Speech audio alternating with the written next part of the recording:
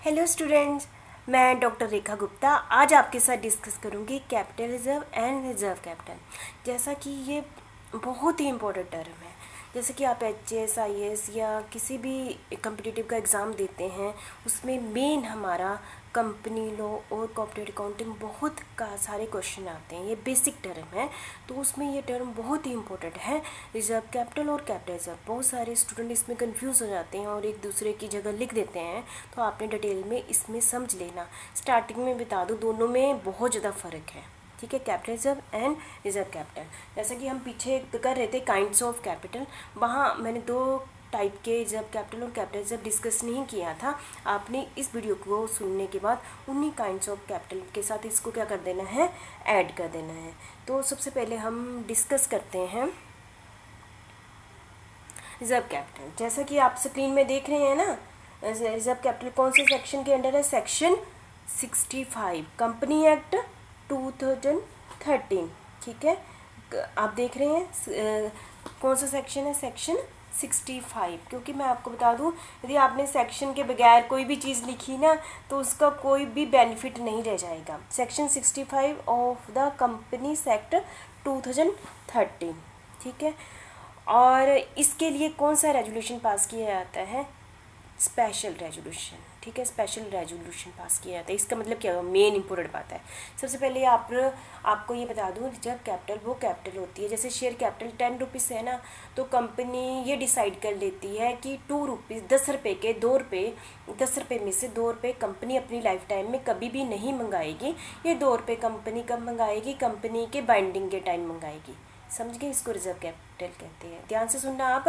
Reserve capital वो capital होती है जो कंपनी अपनी लाइफ टाइम में इस पैसे को नहीं मंगाती है, इसको रिजर्व रख लेती है, जब जरूरत पड़ेगी तब मंगाएगी। क्योंकि ये शेयर कैपिटल है, 10 रुपये का शेयर होता है ना बाई चांस, तो उसमें से कुछ पैसे क्या कहते हैं, रिजर्व में रख लेती है। ये शेयर होल्डर के पास ही पड़ा रहता है, उनके पास। मतलब यदि उनसे मंगवा ले तो उस पर क्या देना पड़ेगा? डिविडेंड देना पड़ेगा। उनकी एक्सपेक्टेशन भी होगी, उनसे मंगवाते ही नहीं है। लेकिन कंपनी को ये लेने का अधिकार होता है, ये कंपनी कभी भी मंगवा सकती है। ठीक है, क्योंकि लिमिटेड लाइबिलिटी तो 10 रुपये की तो है ही है ना, तो कंपनी क्या करती है, अभी तक उसने 8 रुपये मंगवा लिए हैं, 2 रुपये वो सोचती है यदि कंपनी का जब बाइंडिंग अप होगा तो उनसे 2 रुपये मंगाएंगे, और उस समय भी काफ़ी सारे खर्चे होते हैं, लोगों के पैसे देने होते हैं, तो उस 2 रुपये को इकट्ठा करके तो बाकियों की पेमेंट कर दी जाएगी। तो उसको, उस टाइप की कैपिटल को क्या कहते हैं? Reserve capital.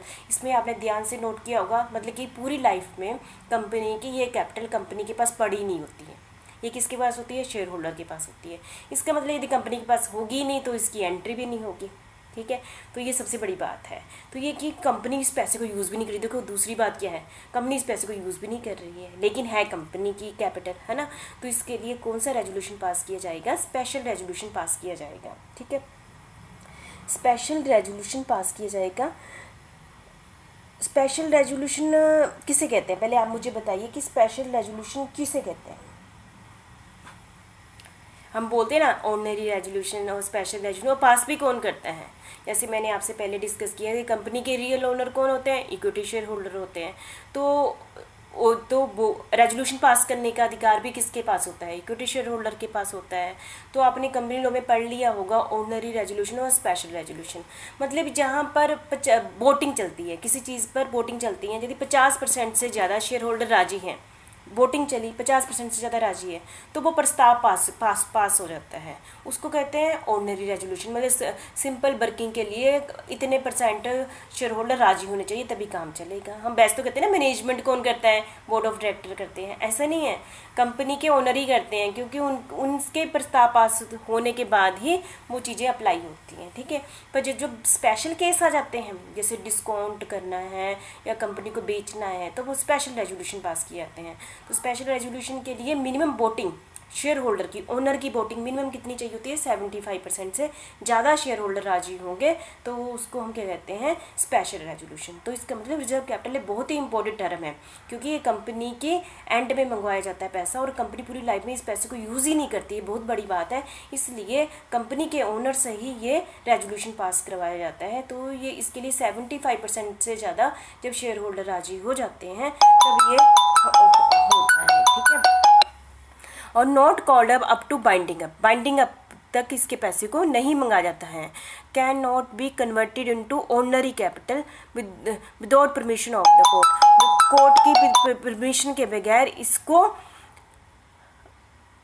मंगवाया ही नहीं, ऑर्डिनरी कैपिटल में कन्वर्ट नहीं किया जा सकता है। ठीक है। इंक्रीज्ड फाइनेंशियल स्ट्रेंथ, क्योंकि ये कंपनी की क्या इंक्रीज कर देता है, फाइनेंशियल स्ट्रेंथ। क्योंकि कभी भी कंपनी की फाइनेंशियल पैसा पड़ा हुआ है, कंपनी कभी भी इस पैसे को मंगवा के और अपनी जो भी लाइबिलिटी है उसको क्या कर सकती है, पूरा कर सकती है। ठीक है। नो अकाउंटिंग एंट्री, क्योंकि इसके अभी कंपनी के पास पैसा पड़ा ही नहीं हुआ है, इसलिए इसकी कोई भी अकाउंटिंग एंट्री नहीं होगी। ठीक है।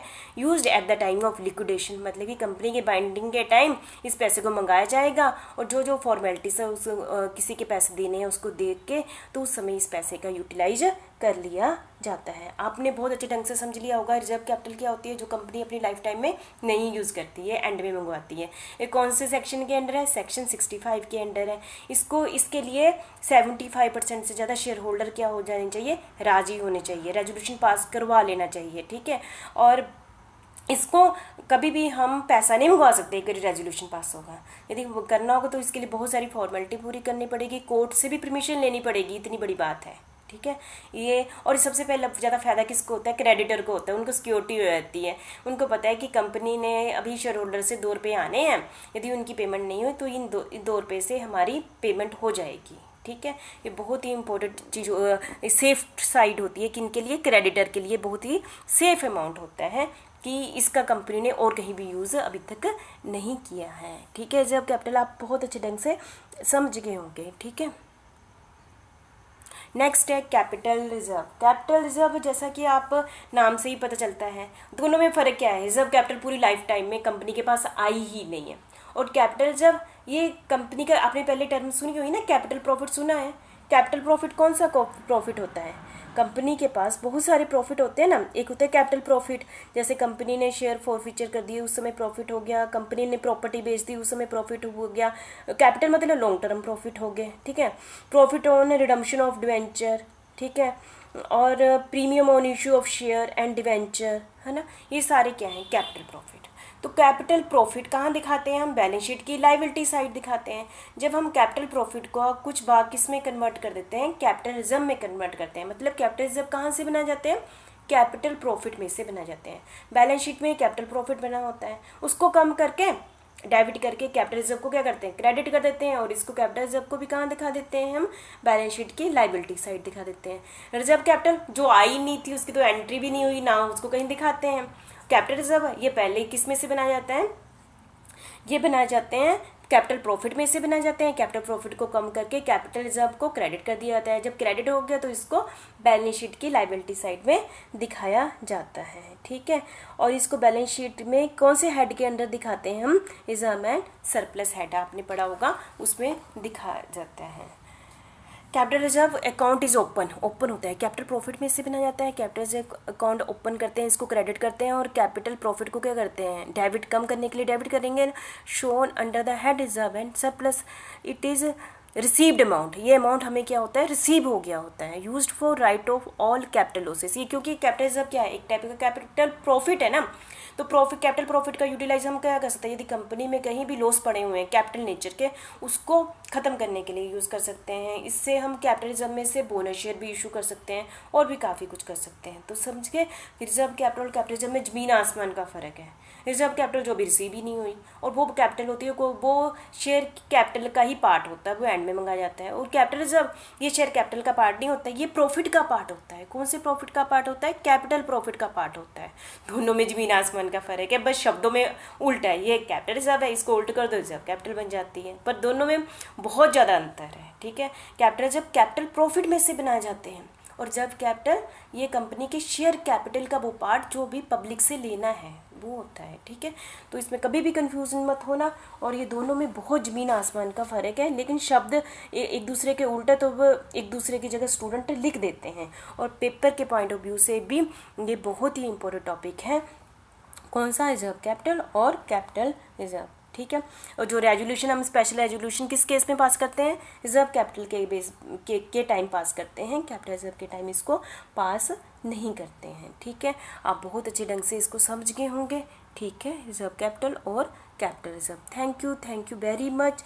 आपने अच्छे ढंग से इन दोनों टर्म को टाइप्स ऑफ शेयर कैपिटल में भी ऐड कर लेना ताकि आपका एक अच्छा सा क्वेश्चन बन जाए। Thank you.